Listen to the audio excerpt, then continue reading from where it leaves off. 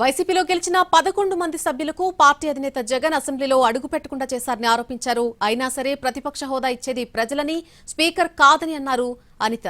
జగన్ అసెంబ్లీకి రాకుంటే కనీసం వారి ఎమ్మెల్యేలనైనా సభకు పంపాలని సూచించారు.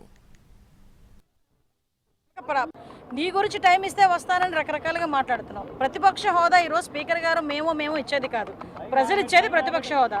నీకు ప్రతిపక్ష హోదాకి ఇచ్చేటని సీట్లు నీకు రాలేదు కాబట్టి నువ్వు మామూలుగా ఒక పులివెందుల ఎమ్మెల్యేగానే రావాలి, ఒక ప్రధాన ప్రతిపక్ష పార్టీ అధ్యక్షుడిగా రావాలి. ఆ ప్రధాన ప్రతిపక్ష పార్టీ అధ్యక్షుడిగానే నీకు ప్రమాణ స్వీకారం చేసేటప్పుడు నీకు ఆ ప్రయారిటీ ఇచ్చారు అసెంబ్లీలో. కానీ ఈరోజు నాకు ప్రతిపక్ష హోదా కావాలి అని చెప్పి చిన్నపిల్లడు మారం చేసినట్టు మారం చేస్తే అదేమి చాక్లెట్ కాదు, బిస్కెట్ కాదు, గట్టిగా అరిచి గీ పెట్టుకున్నాడు కదా అని చేతిలో పెట్టేదానికి. చంద్రబాబు నాయుడు గారు ప్రతిపక్ష నేతగా ఉండేటప్పుడు చంద్రబాబు నాయుడు గారిని అసెంబ్లీలో అవమానిస్తే ఆయన ఒక్కరు వాకౌట్ చేశారు, కానీ ఎమ్మెల్యేలు అవన్నీ వాకౌట్ చేయమని లేదు, ఎమ్మెల్యేలు అవన్నీ వెళ్ళొద్దని చెప్పలేదు. మళ్ళీ ఉన్న ఆ కొద్దిపాటి ఎమ్మెల్యేలు కూడా ఆ రోజు అసెంబ్లీకి వచ్చి పోరాటం చేస్తున్నారు.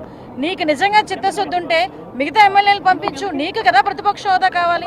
నీకు ప్రతిపక్ష హోదా ఇవ్వలేదని చెప్పి మిగతా ఎమ్మెల్యేలు అందరినీ కూడా నీ దగ్గర కూర్చోబెట్టుకొని నీ ఇంట్లో కూర్చోబెట్టుకుని మాట్లాడుకోవాల్సిన అవసరం లేదు కదా. మిగతా వాళ్ళైనా పంపించు ఎమ్మెల్యేలని, వాళ్ళకి ఇవ్వాల్సిన టైం వాళ్ళకి ఇస్తారు కదా. కనీసం అసెంబ్లీ అనే ఒక వేదికను కూడా వాళ్ళకి మిస్ చేసి ఈరోజు ప్రజా సమస్యల గురించి తప్పుదోవ పట్టించేటట్టుగా బయట ఉండి మాట్లాడతానన్నది మంచి పద్ధతి కాదు. ప్రజాస్వామ్యంలో ఇది విరుద్ధం. దయచేసి ప్రజాస్వామ్యం గురించి కూడా